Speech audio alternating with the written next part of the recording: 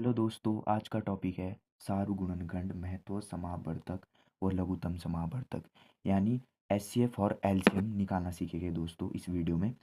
सबसे पहले सीखेंगे एचसीएफ कैसे निकालते हैं।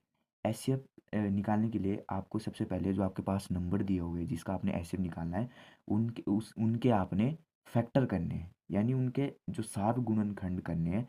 फिर उनकी जो गुणा होती है, उनका जो गुणनफल होता है वो एचसीएफ कहलाता है। एग्जाम्पल के लिए देखिए 20 और 30 का एचसीएफ निकालना हमने इधर। तो 20 के फैक्टर करने हैं सबसे पहले। हमने 20 के फैक्टर करे और ऐसे ही हमने 30 के फैक्टर करने हैं। हमने 30 के फैक्टर कर दिए। तो आपने क्या करना है, इनके फैक्टर लिखने हैं और इन दोनों में देखना है कि कॉमन कौन सा है, मतलब कॉमन कौन कौन से डिजिट है। तो दिख रहे हो दोस्तों आपको, यहाँ पे 2 कॉमन दिख रहा है, यहाँ पे 5 कॉमन दिख रहा है। तो हमने इनकी ही क्या करनी है, गुणा करके जो हमारे पास जो डिजिट आएगी वो क्या होगी, हमारा एचसीएफ होगा। यानी जो सार्व, मतलब सार्व का क्या मतलब है कि दोनों इसमें है ना, दोनों के फैक्टर में है। तो हमें वही क्या मिलता है, एचसीएफ मिलता है। आइए आगे देखते हैं दोस्तों, भाग विधि से कैसे निकालते हैं। भाग विधि से अगर आपको एचसीएफ निकालना है तो आपने सबसे पहले, जैसे एग्जाम्पल के लिए यहाँ पे दिया हुआ है, मैं एग्जाम्पल से ही समझाऊंगा।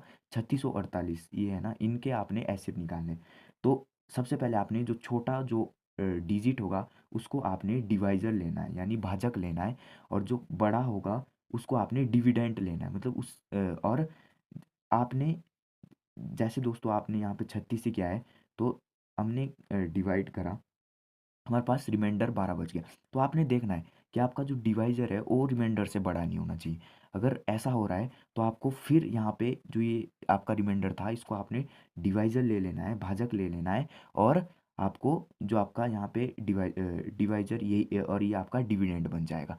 तो दोस्तों आपने तब तक करना है जब तक आपका ये चीज़ जीरो ना हो जाए। तो यही क्या होगा, आपका एचसीएफ